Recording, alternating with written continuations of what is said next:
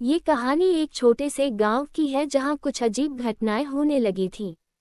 इस गांव के किनारे पर एक पुराना पुस्तकालय था जिसे लोग अक्सर भूल चुके थे। वर्षों से बंद पड़ा वह पुस्तकालय धूल और जालों से ढका हुआ था। उस पुस्तकालय में एक पुरानी किताब थी जिसके बारे में कहा जाता था कि वह रहस्यमयी और भयानक शक्तियों से भरी है। रवि, जो एक युवा छात्र था, उसे पुरानी किताबें पढ़ने का शौक था। एक दिन वह अपनी छुट्टियों में गांव आया और पुराने पुस्तकालय के बारे में सुना।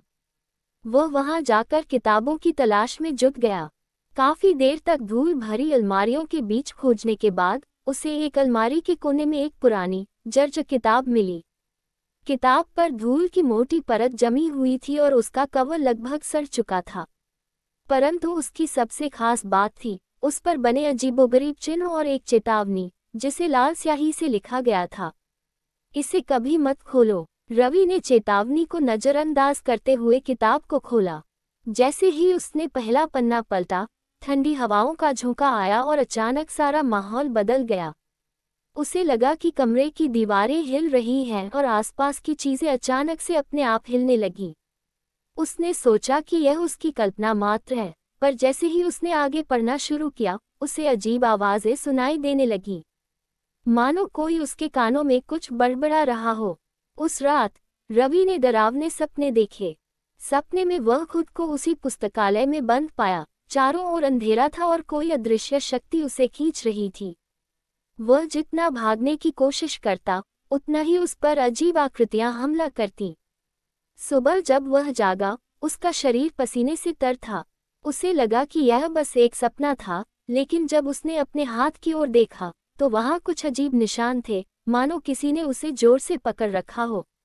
अब रवि को यह समझ आने लगा कि वह किताब सिर्फ एक किताब नहीं थी, बल्कि उसमें कोई अजीब और डरावनी शक्ति छिपी हुई थी।